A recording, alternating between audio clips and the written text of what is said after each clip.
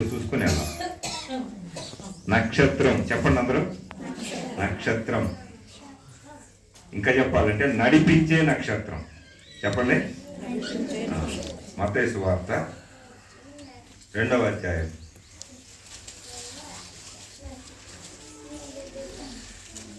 2వ వచనం. యూదుల రాజుగా పుట్టిన వాడు ఎక్కడనున్నాడు? తూర్పు దిక్కున మేము ఆయన నక్షత్రము చూసి ఆయనను పూజింపవచ్చితమని చెప్పిరి. అలానే పేజీ చెప్పండి. 10వ వచనం 9 కూడా చదువుతున్నాం. 9, 10 వచనాలు. వారు రాజు మాట విని బయలుదేరి పోవుచుండగా ఇదిగో తూర్పు దేశమున వారు చూసిన నక్షత్రము ఆ శిశువు ఉండిన చోటికి మీదుగా వచ్చి నిలుచు వరకు వారికి ముందుగా నడిచెను. వారు 10వ వచనం ఆ నక్షత్రమును చూసి అత్యానంద భరితులై ఇంటిలోనికి వచ్చి తల్లి అయిన మరియను ఆ శిశువును చూసి సాగిలపడి ఆయనను పూజించి తమ పెట్టెలు విప్పి బంగారమును సాంబ్రాణిని గోళమును కానుకలుగా ఆయనకు సమర్పించిరి. 12వ వచనం. తరువాత హేరోదు నొద్దకు వెళ్ళవద్దని స్వప్నమందు దేవుని చేత బోధింపబడిన వారై వారు మరి యొక్క మార్గమున తమ దేశమునకు తిరిగి చిన్న ప్రార్థన చేసుకున్నాం. సర్వోన్నతుడైన మా నాయన నీకు స్తోత్రాలు. ఆరాధనలో మీరు మాట్లాడారు. అద్వితీయుడవు మీరే, మధ్యవర్తివి మీరే, మా రక్షకుడు మీరే, మా విమోచకుడు మీరే, మా దేవుడు మీరే. ఒకటే దేవుడు, ఒకే ఆత్మ, ఒకే మార్గం అయ్యా. ఆ మార్గంలో మేము నడుస్తూ ఉంటుండగా మేము యాత్రికుల్లాగా సైనికుల్లాగా ముందుకు సాగుతూ ఉంటాం. మా యాత్ర జీవితం ఎప్పుడు 2024వ సంవత్సరం ముగింపులోకి వచ్చాం. ముందున్నవారు లేరు ఇప్పుడు నాయన. అయినా మీరు కృపచూపు, మీరు నడిపిస్తున్న విధానాన్ని బట్టి మీకు స్తోత్రాలు. చిక్కులు సమస్యలు ఒక్కొక్క దాన్ని తీసివేస్తూ మీ పనిలో ప్రభువా అయ్యా మేమందరం కలిసి ముందుకు సాగుతూ ఉంటుండగా మీ రక్తంలో కడుగుబడిన మేము భయభక్తులు కలిగి ఉండటానికి కావలసిన కృపను దయచేయండి. మీ మాటలు చదువుకున్నాం, ప్రకటనలు చాలా ఉన్నాయి నాయన. ప్రభువా ముఖ్యంగా ఉద్యోగాల కోసం ఎదురు చూసే ఆయన మా తండ్రి కోమలి, అలానే బ్రహ్మచారి గారి విషయంలో, అలానే మా దేవ మా తండ్రి అయా సంపత్ బ్రదర్ విషయంలో నాయన, ఇంకా పరీక్షలు రాస్తున్నటువంటి పిల్లలు మీ కృప దయచేయండి నాయన. మంచి తెలివి కలిగిన వారు నాయన, మీ జ్ఞానంతో వారికి ఆ పోషణ అనుగ్రహిస్తారని విశ్వసిస్తున్నాం. అనారోగ్యంగా ఉన్న వారిని నాయన మీరు స్వస్థపరచండి, అల్పుడను మరుగుపరచమని చదువుబడిన లేఖనంలో నక్షత్రము నడిపించే నక్షత్రమా ధ్యానం చేయాలని ఆశ కలిగి ఉన్నాం. మీరే సహాయపడమని, సంఘానికి మేలు, దీవెన, దిద్దుబాటు, హెచ్చరిక దయచేయమని యేసు ప్రభు నామమున ప్రార్థన చేస్తున్నాం తండ్రి, ఆమేన్. చదువుబడిన లేఖనంలో చాలా జాగ్రత్తగానండి. అసలు నక్షత్రం అంటే ఎందుకు తెలియాలి? అవైపు చూసానండి. పిల్లలు మాట్లాడుతూ ఉంటారమ్మా, వాళ్ళు చేసే వాళ్ళు మాటలు లేకుండా ఉండరు. మాటలు లేకుండా ఉంటే వాళ్ళు పెద్దవాళ్ళేనంటే. నక్షత్రం అంటే స్వయం ప్రకాశిని అంటారు. మన భూలోకంలో ఒక నిర్వచనం. దానంతటదే వెలుగిద్ది, దానంతటదే వెలుగుతూ ఉంటుంది. దానికి ఆరిపోవటం తెలియదు. నక్షత్రం అంటే వెలిగేది, నిత్యము ప్రకాశించేది, నిత్యము వెలిగేది. ఈ నక్షత్రం అనే పేరు పాత నిబంధనలో ఒకరికి పెట్టారు. చెప్పగలరా? సండే స్కూల్ చెప్పేవాళ్ళు ఖచ్చితంగా చెప్పాలి. అది కూడా స్త్రీకై పెట్టారు. ఇంకా ఏం చెప్పాలా? హదస్థ అంటారు. హదస్థ అంటే నక్షత్రం అని. రమేష్ కుమారుడా అంతేనా? అశోక్ కుమారుడు కదా. అశోక్ కుమారుడు ఏం పేరు అమ్మాయి పేరు? చెబుతారులే, ఉండమ్మా మీరు. ఏం పేరు? వరుణ్ తేజ. ఏం చదువుకుంటున్నా? బైబిల్ చదువుతున్నావా? మాట్లాడుకుంటు కొంచెం. ఏం లేదమ్మా, నువ్వు చేస్తే మళ్ళీ అదే.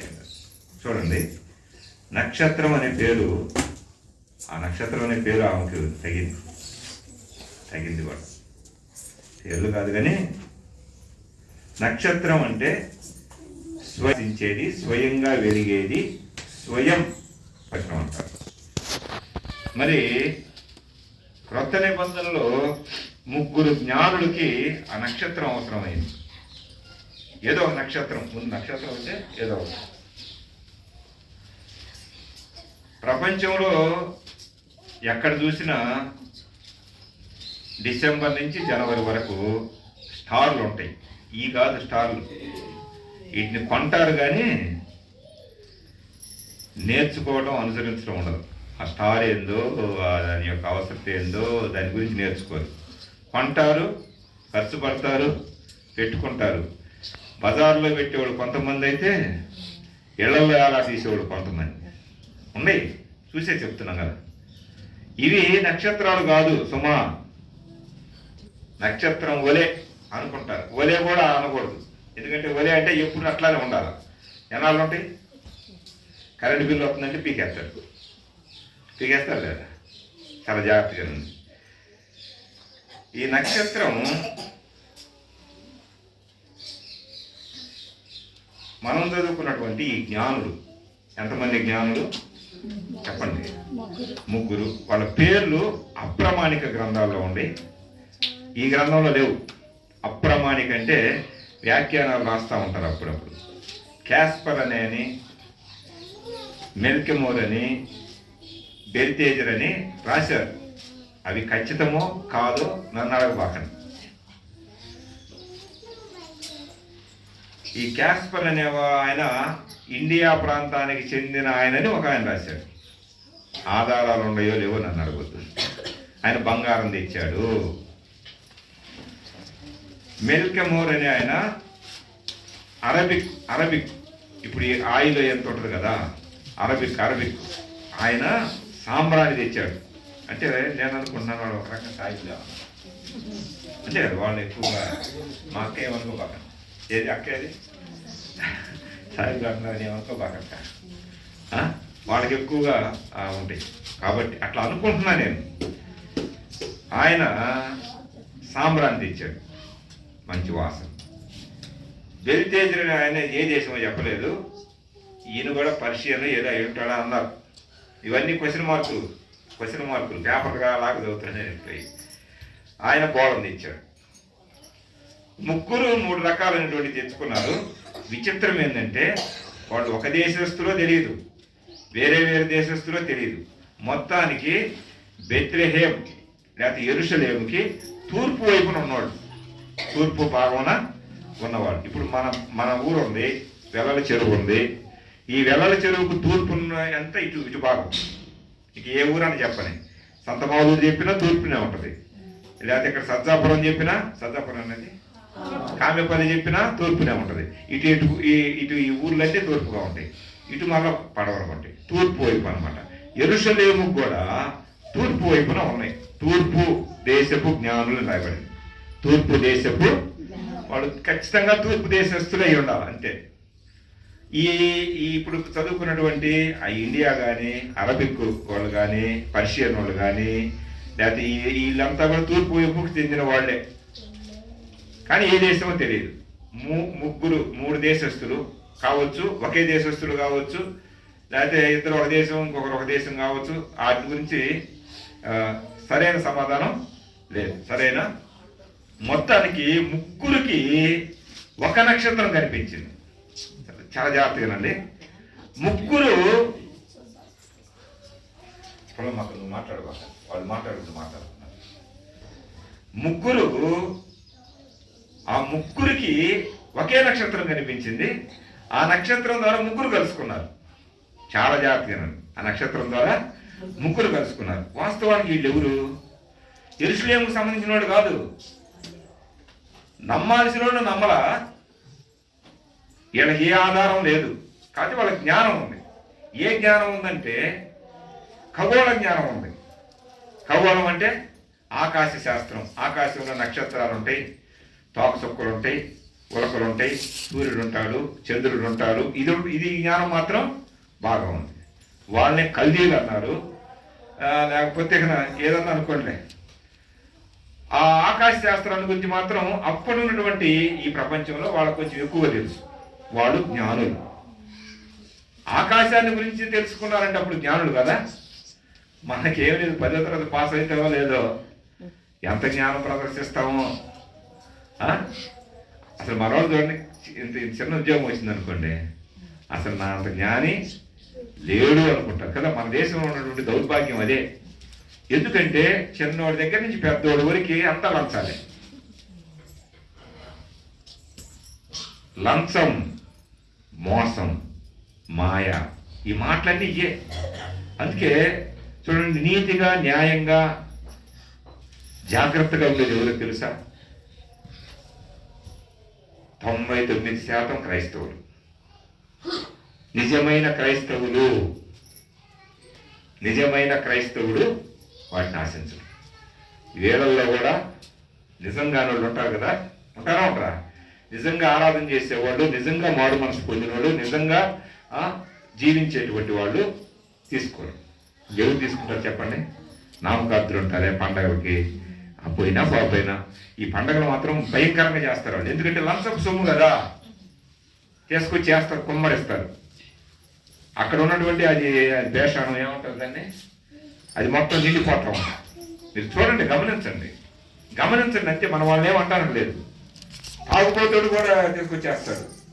వాడు ఏదైనా ఉద్యోగం ఉంటుంది, ఉద్యోగంలో బల్ల కింద చేతులు అంటారు మా అమ్మవారి భాషలో చెప్పాలంటే, చేసుకొచ్చి అక్కడ వేసేస్తాడు. ఇదా సంఘం? దేవుడు తన స్వరక్తం ఇచ్చిందా సంఘం? ఆలోచన చేయండి. నమ్మాల్సిన వాళ్ళు ఏమన్నా యెరూషలేము లేవు నమ్మలా. ఆ నక్షత్రం అక్కడ అసలు అక్కడే అపియర్ అయిందో మనకు తెలియదు. కానీ వీళ్ళకేం తెలియదు, జ్ఞానం మాత్రం తెలుసు. వీళ్ళు ఆ నక్షత్రాన్ని వెంబడించారు. వాళ్ళు ప్రయాణమై వస్తా ఉన్నారు. ముగ్గురు కలిశారు. ముగ్గురు కలుసుకొని యెరూషలేముకి వచ్చారు. యెరూషలేముకి చాలా జాగ్రత్తగా ఉంది. వాళ్ళు ఎంత వయసు అనుకున్నారంటే, వాళ్ళు చిన్న పిల్లవాళ్ళే. 2వ అధ్యాయం ఉంటుంది, లోకాసు వార్తలు. అక్క పాములమ్మ బాబా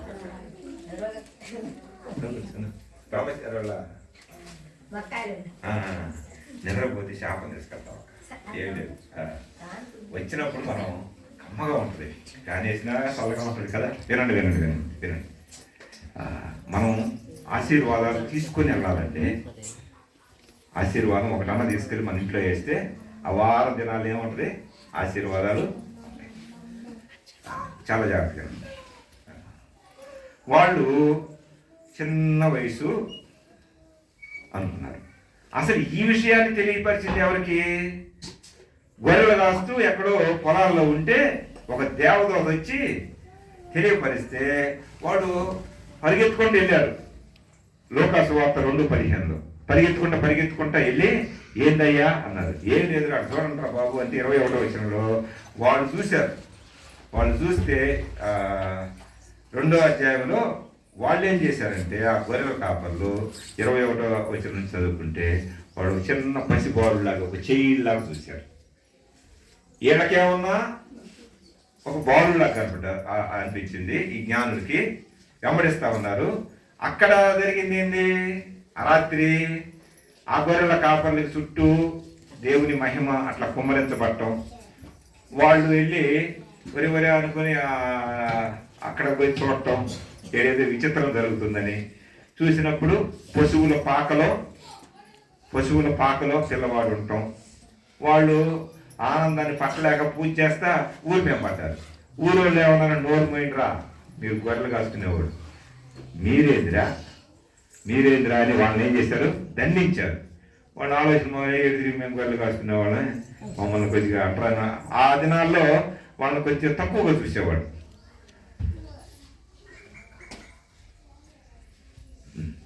కదిలి కొట్టే ఊరిని కదిలిస్తే తంట అనమాట అది.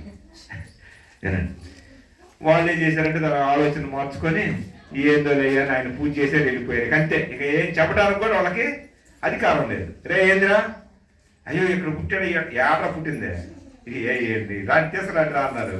ఒక్క దెబ్బకు వాళ్ళు ఏం చేశారు, వాళ్ళు చెప్పకుండా వాళ్ళ ఆలోచన మానుకున్నారు. ఇప్పుడు జాగ్రత్తగా రండి. ఈ నక్షత్రం ఎవరు? పాత నిబంధనలో ఏమి రాయబడింది, క్రొత్త నిబంధనలో ఏముంది చూద్దాం.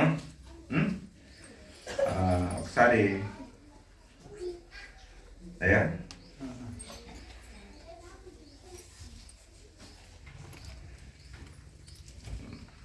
ప్రకటన గ్రంథం ఇటు నుంచి వద్దామని కొంచెం బాగుంది.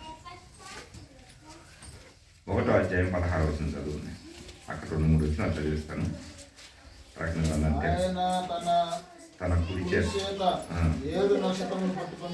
వినండి, ఒక్కొక్క నక్షత్రానికి వస్తున్నాం ఇప్పుడే. చాలు ఇంకా అదంతా మనకు పనిలేదు. ఉండేను. తర్వాత 19వ వచనం 20వ వచనం చూడండి. కాగా నీవు చూసిన వాటిని, ఉన్న వాటిని, వీటి వెంట కలుగు వాటిని అనగా నా కుడి చేతిలో నీవు చూసిన 7 నక్షత్రములను గురించి మర్మమును, ఆ 7 సువర్ణ దీప స్తంభములను సంగతి వ్రాయము. ఆ 7 నక్షత్రములు చాలా జాగ్రత్తగా వాడతారు. 7 సంఘములకు, సంఘాలు కాదు, సంఘాలకు దూతలు. అమ్మ పట్టుకోండి. ఇది 2వ నక్షత్రం. మొదటి నక్షత్రం గురించి చెబుతా వినండి. ఇటు చూడండి కొద్దిసేపు. బయటికి వెళ్తే కనిపించేది ఏది? ఇప్పుడు చెప్పడం, బయటికి వెళ్తే ఏదో కనపడతాం, ఏం కనపడి ఆయన మాటలు రాన్నాడు కదా, కొద్దిగా ఎగిరిన ఇబ్బంది లేదు. బయటకు పోతే కనిపించేది ఏది? సూర్యుడు. సూర్యుడిని ఏమంటాం మనం? చెప్పండి. చదువుకుంటే అర్థమైంది కదా, చదువుకున్న వాళ్ళకైతే అర్థమైంది, లేకపోతే తెలియదు. సూర్యుడు ఒక నక్షత్రం.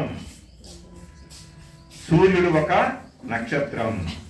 ఈ సూర్యుడు భూగోళం అంటే భూమి గుండ్రంగా ఉంటుంది, గోళాకారంగా ఉంటుంది, అది కోడిగుడ్డాకారంగా ఉంటుంది, గుండ్రంగా ఉంటుంది.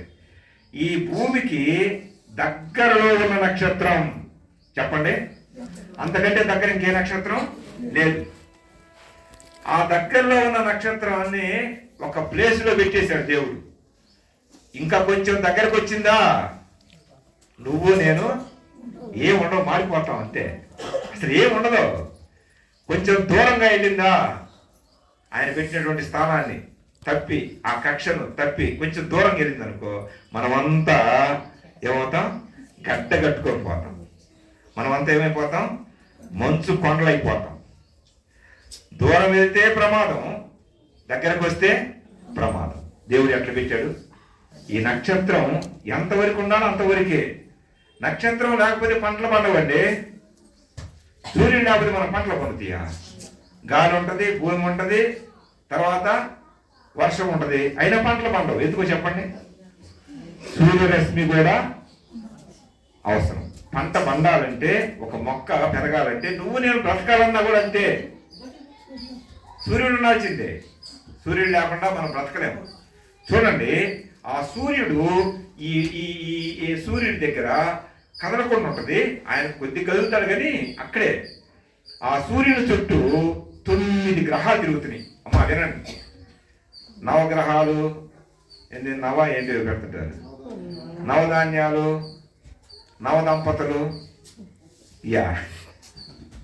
అన్ని జోడేయటమే 9 గ్రహాలు తిరుగుతున్నాయి. ఈ సూర్యుడు అక్కడే ఉంటే సూర్యుని చుట్టూ భూమి తిరుగుతుంది. పడమర నుంచి తూర్పు వైపు తిరుగుతుంది.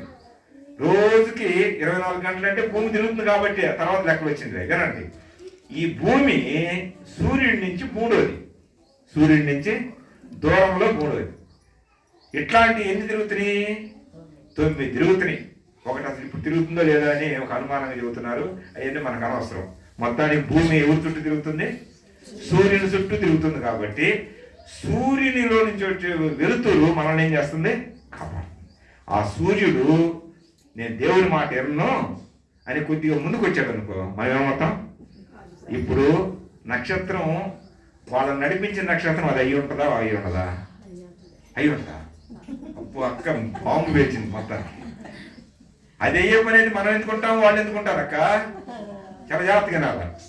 ఆ సూర్యుడు వస్తే ఎవరికి అవకాశం లేదు, భూలోకములో ఒక్కరికి కూడా అవకాశం లేదు. ఆ సూర్యుడు కొంచెం దగ్గరకు వస్తే లేదా దూరం వెళ్ళినా మనమంతా శవాలు కూడా ఉండడానికి లేదు. ఇక్కడ మొత్తం ప్రపంచం మొత్తం గడ్డన్న కట్టింది. ప్రపంచం మొత్తము ఏమైపోయింది? మొత్తం కాయన్న పోయింది. మరి ఆ నక్షత్రం అది కాదు కదా, అర్థమైందా? దాన్ని అది కాదు అని తెలుసుకోవచ్చు. రెండో నక్షత్రం చూడండి, ఇప్పుడు చదువుకున్నాం మనం. మొదటి అదే ప్రకటన గ్రంథం 1వ అధ్యాయం 16వ వచనం అన్నాడు, కుడి చేతన 7 నక్షత్రాలను పట్టుకొని ఉన్నాడు తండ్రి. ఆ 7 నక్షత్రాలు గురించి 19వ వచనం 20వ వచనం అన్నాడు, ఆ కుడి చేతిలో నీవు చూసిన 7 నక్షత్రాలను గురించి మర్మం ఏంటిదంటది? మర్మం. ప్రకటన గ్రంథం అన్ని మర్మాలే అంటూ 20వ వచనం చివరిలో అన్నాడు చూడండి, ఆ 7 నక్షత్రములు 7 చెప్పాలందరూ సంఘములకు దూతలు. 7 సంఘములకు దూతలు. 7 సంఘములకు దూతలు. ఇంకొక వచనం చదువయ్యా, ఫిలిప్పీ పత్రిక 2వ అధ్యాయం 25వ వచనం. మరియు నా సహోదరును జతపనివాడును నా తోడి యోధుడును నీ దూతయు నా అవసరములకు ఉపసరించిన మరొకసారి చదువుతా చూడండి, రాయబడింది 2వ అధ్యాయం 25వ వచనం. మరియు నా సహోదరుడును జతపనివాడును నా తోడి యోధుడును మీ దూతయు నా అవసరమునకు ఉపకరించిన వాడునైనా ఎపఫ్రొదితును మీ వద్దకు పంపుట అగత్యమని అనుకుంటున్నాని పౌలు రాస్తున్నాడులే. ఇక్కడ ఏమని రాయబడింది? చూడండి, నీ తోడి యోధులను మీ దూతయు. అమ్మా వినండి, దూతలు కూడా దేశంలోకి వచ్చారు, రావాలి మన భాషకి. ఇందాక ఏం రాయబడింది? ప్రకటన 1:20లో 7 సంఘములకు దూతలు. చెప్పండి, 7 సంఘములకు దూతలు. వాళ్ళు 7 ఆయన యేసు ప్రభు ఆయన కనబడటం, ఆయన చేతిలో ఆ నక్షత్రాలు, అదే 7 సంఘాలు పట్టుకోవటం, ఇది యోహాను చూడటం రాస్తుంటే అసలు దూతలు ఎవరు? పౌలు అంటున్నాడు 7 సంఘములకు దూతలు. సంఘం కాదన్నా, సంఘ దూతలు. సంఘాలు, సంఘ దీప స్తంభాలు, అది ప్రకటన గ్రంథానికి వస్తే కదా అన్న తెలిసేదే. ధ్యానం చేస్తా ఉన్నాం ఇప్పుడు కదా. చూడండి, ఆ దూత అంటే ఏం చెప్పండి. ఇందాక అబ్బాయి చెప్పాడు, ఒక మాట చెప్పాడు, అద్వితీయుడు. ఆయన ఒక దూతగా ఇక్కడికి పంపబడ్డాడు. దేవదూతగా రాలా, సంపూర్ణ దూత, లేక సంపూర్ణ దేవుడు, లేక సంపూర్ణ మానవుడు. దూత అంటే వర్తమానాన్ని తేవాలి, తెచ్చిన వర్తమానాన్ని స్థిరపరిచి దాన్ని నెరవేర్చి వెళ్తే అది గొప్ప దూత. అలాంటి దూత ఇంకోటి పడిపోయింది, అది వేరే విషయం. ఇప్పుడు చెప్పండి, ఈ దూత ఎవరు? మీ తోటి యోధులను, మీ వద్దకు దూతను. ఎవరు ఎపఫ్రొదితును పంపుతున్నాడు అంటే సంఘానికి దూతలు దేవుని పరిచారు, దేవుని పనిచేసేవాళ్లే. వీళ్ళెవరు? చదువుదామా ఒకసారి 2వ కొరింథీ పత్రిక. వీళ్ళెవరో తెలుసుకోవాలి. ఈ దూతలు ఎవరు పంపుతున్నాం, బాగానే ఉంది. 2వ కొరింథీ పత్రిక 8వ అధ్యాయం 23. అందరూ తెరవాలి, ఈ వాక్యం మనసులో పెట్టుకోవాలి, అప్పుడు ఏంటో తెలుసుకొని వెళ్దాం. చూడండి 23. తీతు ఎవడని ఎవడైనా అడిగిన ఎడలా నా పాలివాడును విషయంలో నా జత పనివాడునై ఉన్నాడనియు ఇక్కడ పట్టుకొని మన సహోదరులు ఎవరని అడిగిన ఎడల వారు సంఘముల దూతలును క్రీస్తు మహిమనై ఉన్నారనియు నేను చెప్పుచున్నాను. సంఘముల దూతలు, సంఘముల దూతలు. అక్కడ ఒకటే కింద చూడండి, అపోస్తలుడు అనే మాట కూడా ఉంది కదా. అపోస్తలుడు, సంఘానికి దూతలు ఎవరు? అపోస్తలుడు. ఇప్పుడు అపోస్తలుడు ఉన్నారా? లేరు. ఇప్పుడు అపోస్తలులు లేరు. ఇప్పుడు సంఘానికి దూతలు ఎవరని? దేవుని వర్తమానికులే. ఇప్పుడు చెప్పండి, ఈ దూత ఏ వర్తమానాన్ని ఇచ్చింది? ఇప్పుడు ఆ గొర్రెల వాళ్ళ దగ్గర వచ్చినప్పుడు చుట్టూ ఏమైంది? చుట్టూ వాళ్ళని మహిమతో ఆవరించింది.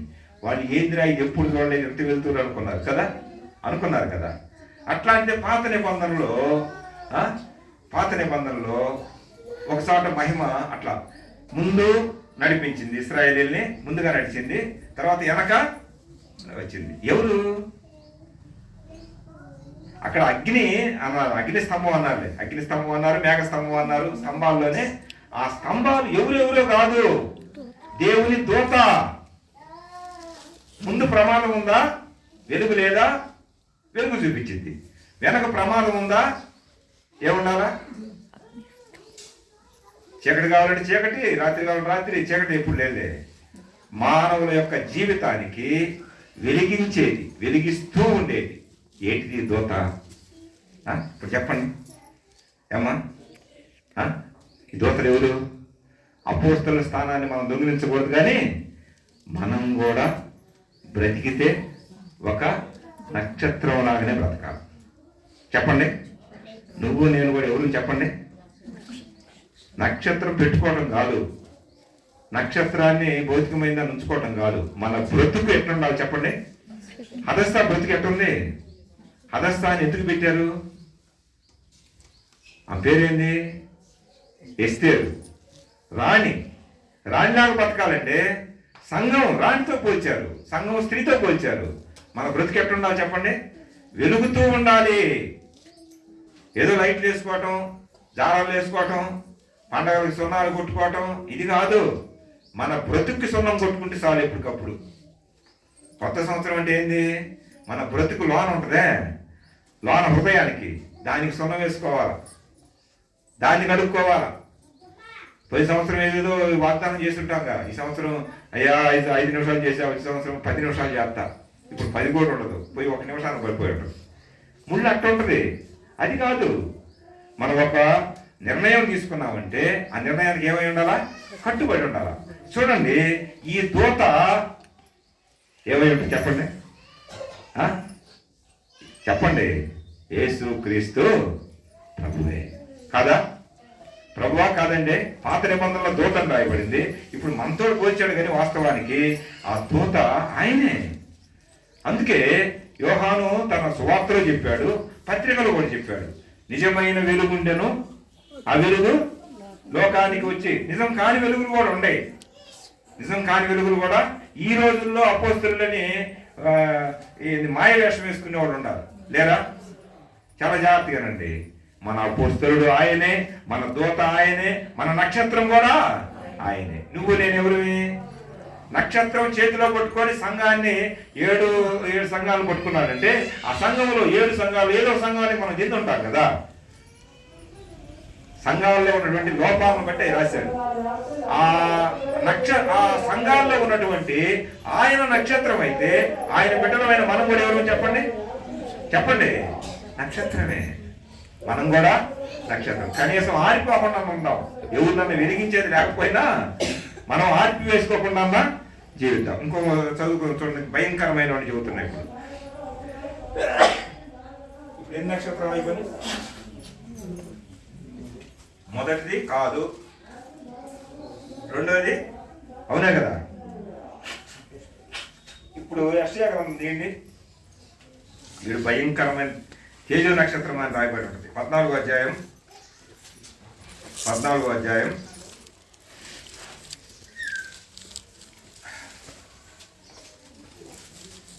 12వ వచనం. తేజో నక్షత్రమా, తేజో నక్షత్రమా, బాగా చదవండి. అది ఎట్టుంటుంది చూడండి, వాడిని చూస్తేనే. తేజో నక్షత్రమా, వేకువ చుక్క, ఆకాశము నుండి పడితివి, జనములను పడగొట్టిన నీవు నేల మట్టు వరకు ఎట్లు నరకబడితివి. ఇక్కడ ఇంకో వచ్చిన తర్వాత ఇక్కడ ఇంకోటి ఉంటుంది. 13వ వచనం. నేను ఆకాశంలోకి ఎక్కిపోయేదను, దేవుని నక్షత్రములకు పైగా నా సింహాసనమును హెచ్చింతును, ఉత్తర దిక్కునున్న సభాపర్వతం మీద కూర్చుందును, మేఘమండలం మీదకి ఎక్కుదును, మహోన్నతునితో నన్ను సమానునిగా చేసుకుందును అని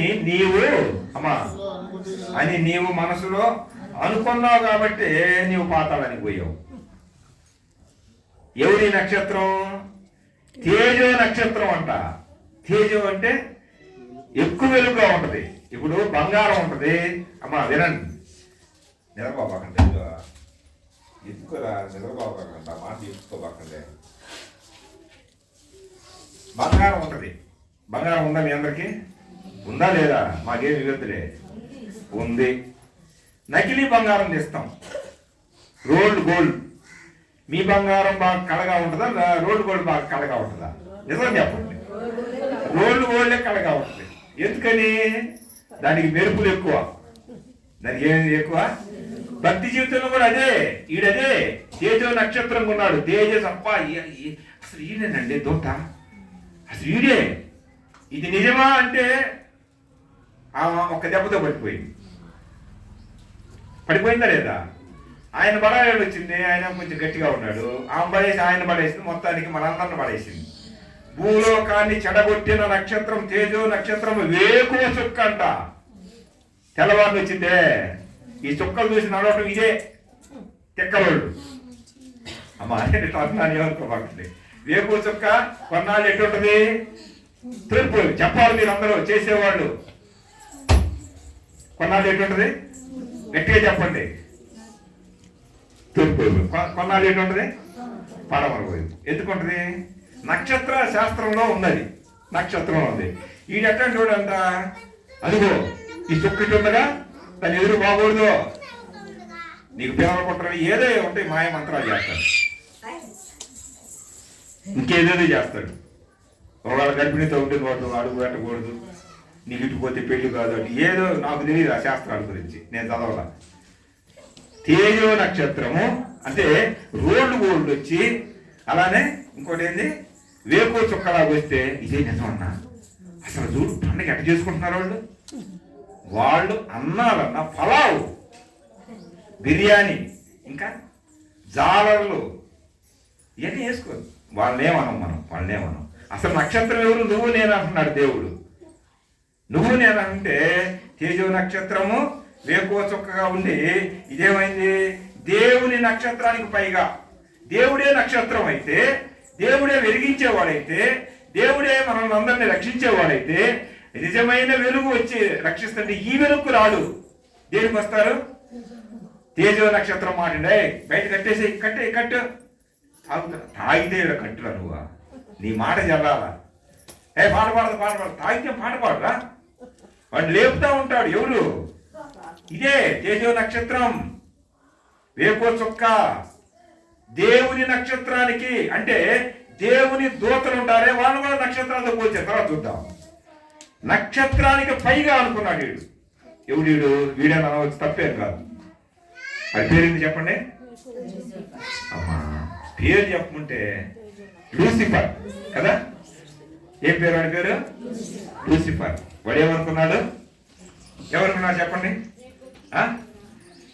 ఏమని చెప్పండి అమ్మా. ఈడేమన్నా దూత? ఈడేమన్నా దూత? ఈయనేమనొచ్చేయండి పడేసే దూత. ఈయనేమనొచ్చు పడేసే నక్షత్రం. ఇది నక్షత్రమే కానీ ఆ స్థానాన్ని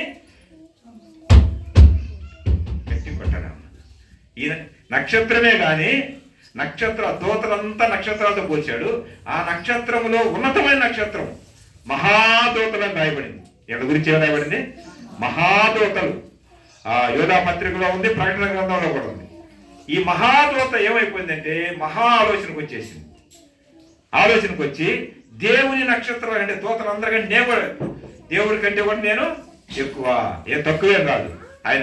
నేను గుడి పక్కన ఉంటే ఆయన ఎడం పక్క ఉండాలి. నేను గుడి పక్కన ఉంటే ఆ ఆలోచన వచ్చాడు. ఎక్కడ పడ్డాడు? పాతాళము వరకు పడద్రోయబడ్డాడు. వాడు పడద్రోయబడి అందరినీ పడేస్తా ఉన్నాడు. ఇది ఈ నక్షత్రం నిజమైందా? ఈ నక్షత్రం ఎవరు నడిపించుంటుందా వాళ్ళని? మనలాంటి వాళ్ళని ఇదే నడిపించేది. తెల్ల బట్టలు వేసుకొచ్చామన్నా, అస్సలా ఈయన కూడా మంచోడని చేర్చుకున్నామన్నా. ఎంత ప్రార్థన చేస్తాడో. తెల్ల బట్టలు వేసుకోవటం నేను తప్పు అంటలా, వేసుకోవటం తప్పు కాదు. హృదయం ఎంత మోసాలు జరుగుతున్నాయి, చాలా జాగ్రత్తగా ఉండండి. ఎవరిని పడితే వాళ్ళని చేర్చుకోవటం, తెలియని వాళ్ళని అసలు చేర్చుకోవద్దు సుమా. తెలియని వాళ్ళకి వందనాలు కూడా చెప్పొద్దని ఉంది బైబిల్లో. నీ సహోదరులకి నీతో ఆరాధన చేసి, ఇప్పుడు నాకు రాత్రి జ్వరం వచ్చింది, మీరంతా ప్రార్థన చేస్తారు. ఎవడో ఎక్కడ ఇది చేస్తాడు నా గురించి? చెప్పండి, నిజం చెప్పండి. మీకు ఏదైనా ఇబ్బంది ఉంది, మేము చేస్తాం. ఎవరన్నా ఎక్కడన్నా చేస్తారా? చెయ్యరు. ఎందుకు చేయరు? సంఘము ఒక నక్షత్రం. ఈ నక్షత్రంలో ఏ నక్షత్రమైనా కొంచెం పడిపోవడానికి లేకపోతే బలహీన పడతా ఉంటే ఇంకొక నక్షత్రం ఏం చేసిద్ది?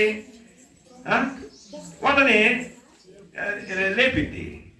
వినండి, ఇది కూడా వాళ్ళని నడిపించింది. ఇంకొకటి చూద్దాం, చూడండి. ప్రకటన గ్రంథం 22:16 ముగిస్తూ ఒక మాట అంటాడు.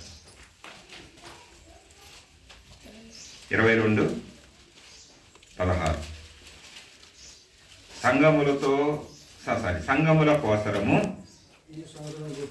ఈ సంగతులను గురించి మీకు సాక్ష్యమిచ్చుటకు యేసు అను నేను నా దూతను పంపి ఉన్నాను. చదువు. నేను దావీదు వేరు చిగురును, సంతానమును, ప్రకాశమానమైన వేకువ చుక్కయునై ఉన్నాను. ఆ వేకువ చుక్క పడిపోయాడుగా. ఎవరమ్మా వేకువ చుక్క? ఎవడు? తేజో నక్షత్రం. ఎవడు?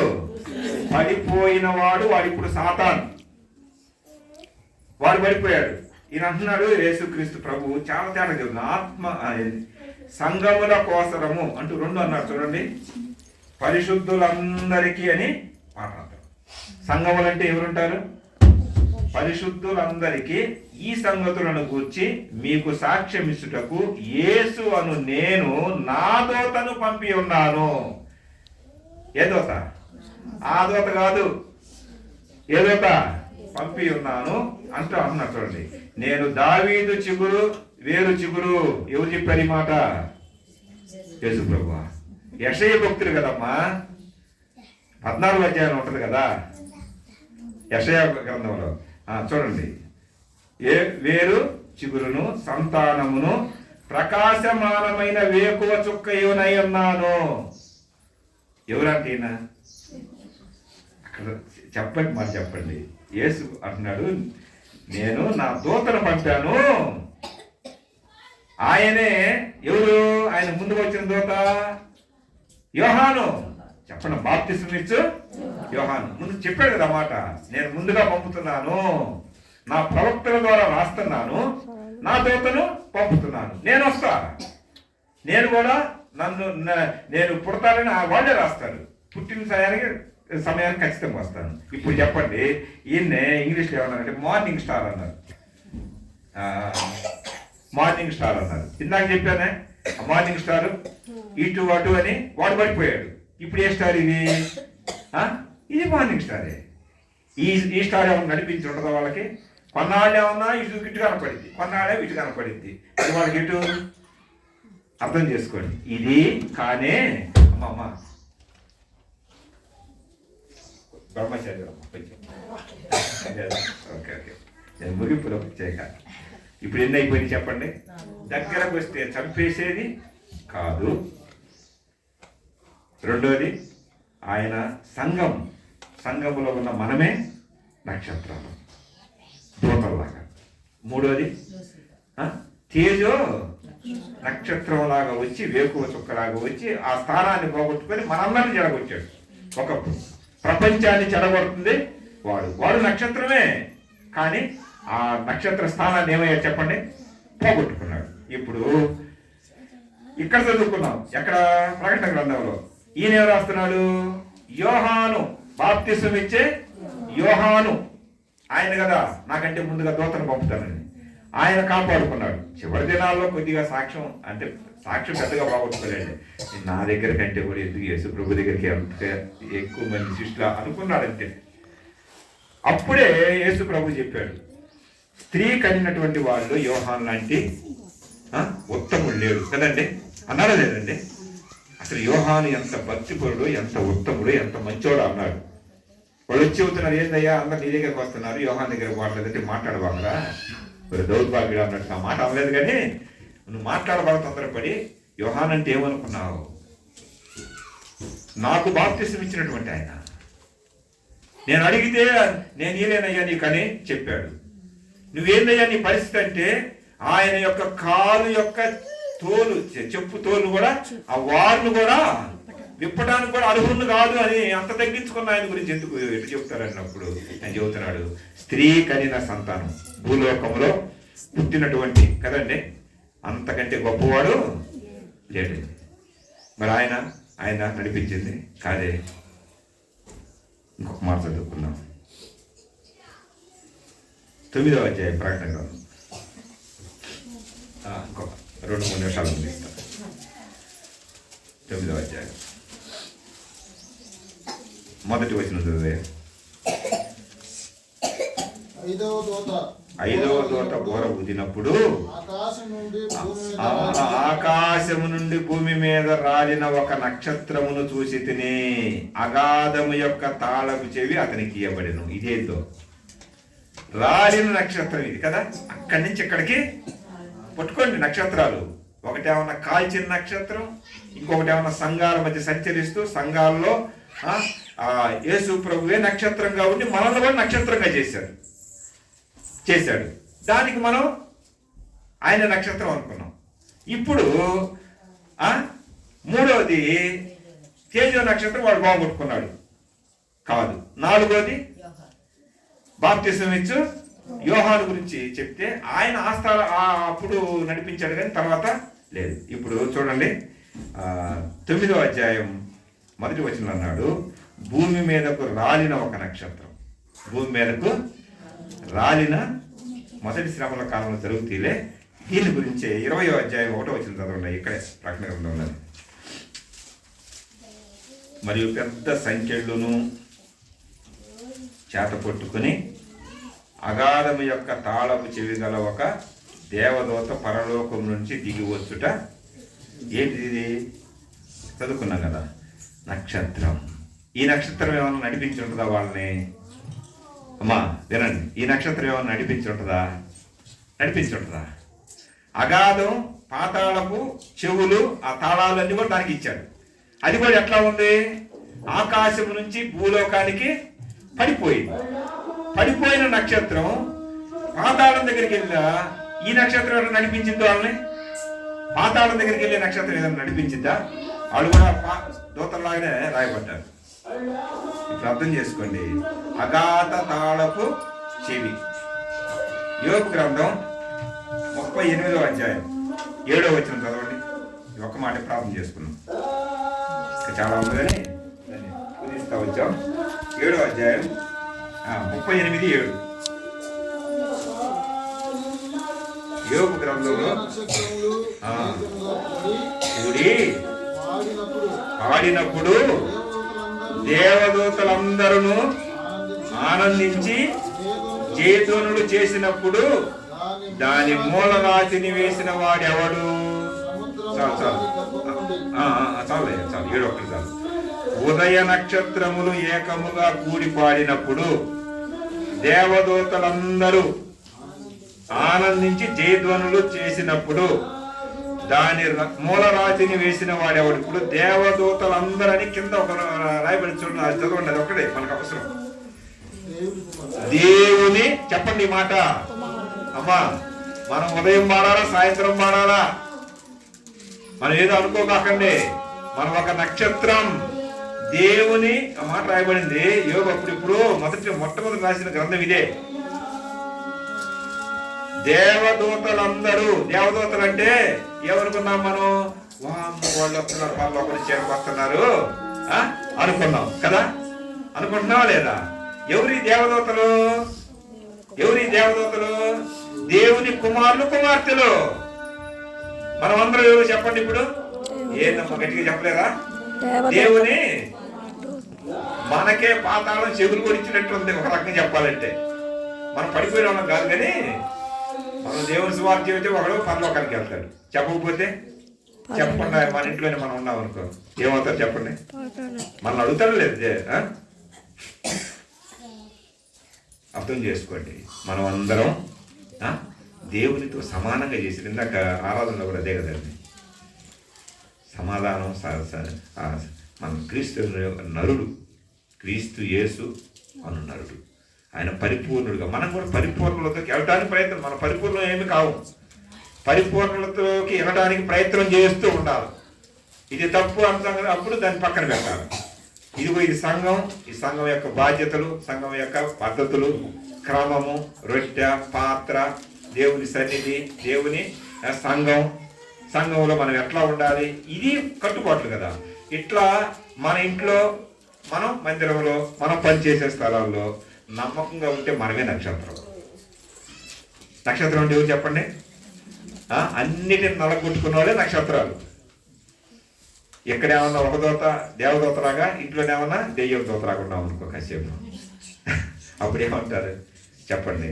అయ్యా యోగుని అంటున్నాడు 64 ప్రశ్నలు వేసిన పునాలు చేసినప్పుడు ఉన్నామంటారా బాబు, నోరు తెరుస్తున్నాడు. 64 ప్రశ్నలు ఒక్కదాన్ని సమాధానం చెప్పాలి యోగు. చెప్పలేక అంటున్నాడు, అయ్యా అన్నాడు.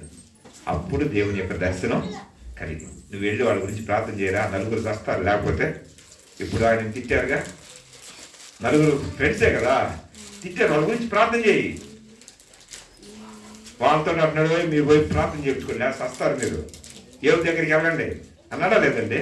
అట్లా మనం కూడా ఎవరు చెప్పండి అమ్మా, ఒక నక్షత్రానివి. ఆ వాళ్ళను నడిపించిన నక్షత్రం యేసు యొక్క దూత. మనం నడిపించే నక్షత్రం ఏది చెప్పండి? మనం నడిపించేది యేసు కుమారులే కదా, ఆయన రక్తమే కదండి. ఇప్పుడు మనం కూడా ఎవరు చెప్పండి, గట్టిగా చెప్పండి? దేవుని దూతలము, దేవుని కుమారులము, దేవుని నక్షత్రానివి. ఇప్పుడు చెప్పండి, నడిపించే నక్షత్రం మనకు ఉండాలా, లేకపోతే కథనకుండా ఉండే నక్షత్రాలు పెట్టుకున్నావా? ఏదో చెప్పండి, ఏ నక్షత్రం కావాలి మనల్ని? ప్రతిరోజు నడిపించేది బైబిల్ వాక్యం చదువుకుంటూ, ప్రార్థన చేసుకుంటూ, భక్తిగా జీవించడం, ఇదే కదా నక్షత్రం. వెలుగుతా ఉండాలా, వెలిగిస్తూ ఉండాలా, ఆర్పకూడదు, ఆరిపోకూడదు. అర్థమైందా? 5 రకాల నక్షత్రాల్లో ఒక నక్షత్రమే మనం. ఏ నక్షత్రం చెప్పండి? నడిపించే నక్షత్రం. వాళ్ళని ఎట్లా నడిపించిందో వాళ్ళకి 2 సార్లు కనపడింది. యెరూషలేము వచ్చిందా కనపడింది. అక్కడి నుంచి వాళ్ళు కొంచెం మాయ మాటలలో పడిపోయారు. మరలా జ్ఞానం వచ్చినప్పుడు మరలా వచ్చింది. ఆ తర్వాత వాళ్ళకి కనిపించినట్లేదు, మనకు రోజు కనపడింది. రేపు చుక్కలాగా, చుక్క అంటే మళ్ళీ వాడు అనుకోబాకండి, తేజో నక్షత్రం లాగా మనం వెలగాలి, వెలిగించాలి. మనం వెలిగితే కదా వెలిగించేది. తలలో వచ్చి ప్రార్థన చేసుకున్నాం.